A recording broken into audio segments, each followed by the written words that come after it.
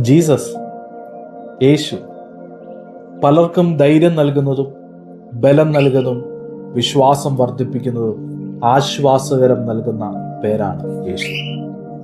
ആ പേരിന്റെ മഹത്വമല്ല, ആ വ്യക്തിയുടെ മഹത്വമാണ് ആ പേരിനെ ശ്രേഷ്ഠതയുള്ള ആക്കി തീർത്തത്. യോഹന്നാന്റെ സുവിശേഷം 3:16 ഇങ്ങനെ പറയുന്നു: തന്റെ ഏകജാതനായ പുത്രനിൽ വിശ്വസിക്കുന്നതിന് ആരും നശിച്ചു പോകാതെ നിത്യജീവൻ പ്രാപിക്കേണ്ടതിന് ദൈവം അവനെ നമുക്ക് നൽകുവാൻ തൊക്കോണം ലോകത്തെ സ്നേഹിച്ചു. പിതാവായ ദൈവം നമ്മളെ സ്നേഹിക്കുന്നതിന്റെ തെളിവാണ് യേശു കർത്താവിനെ നമുക്ക് വേണ്ടി നൽകിയത്.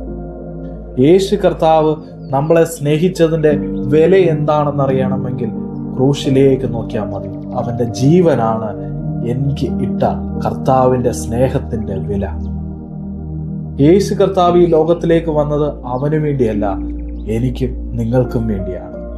യേശു കർത്താവ് ഈ ലോകത്തിൽ കഷ്ടം സഹിച്ചത് അവന് വേണ്ടിയല്ല, എനിക്കും നിങ്ങൾക്കും വേണ്ടിയാണ്. യേശു കർത്താവ് ഈ ലോകത്തിൽ ദുഃഖിതനായി തീർന്നത്, കണ്ണുനീർ വാർത്തത്, വിശപ്പുള്ളവനായി തീർന്നത്, പ്രയാസമുള്ളവനായി തീർന്നത് അവന് വേണ്ടിയല്ല, എനിക്കും നിങ്ങൾക്കും വേണ്ടിയാണ്. യേശു കർത്താവ് നമ്മളെ സ്നേഹിക്കുന്നത് പോലെ ഈ ലോകത്ത് ആരും നമ്മളെ സ്നേഹിക്കുന്നില്ല.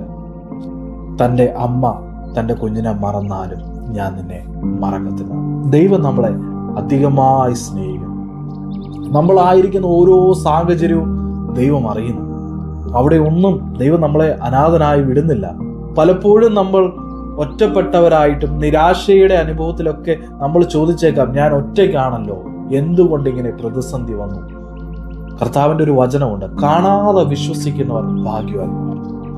കർത്താവിൻ്റെ പ്രസൻസ് ഒന്നും ഫീൽ ചെയ്യാതിരിക്കുമ്പോഴും ദൈവത്തിൻ്റെ വചനത്തിൽ നമ്മൾ വിശ്വസിക്കുന്നുണ്ടെങ്കിൽ കർത്താവ് പറയാണ്, ഞാൻ നിന്നെ അനാഥനായി വിടത്തില്ല. എനിക്ക് വേണ്ടി മരിച്ച കർത്താവ്, എനിക്ക് വേണ്ടി തൻ്റെ ജീവനെ കൊടുത്ത കർത്താവ്, നിങ്ങൾ വിചാരിക്കുന്നോ അവൻ നമ്മളെ അനാഥനായി വിടും? ഇല്ല, ഒരിക്കലുമില്ല.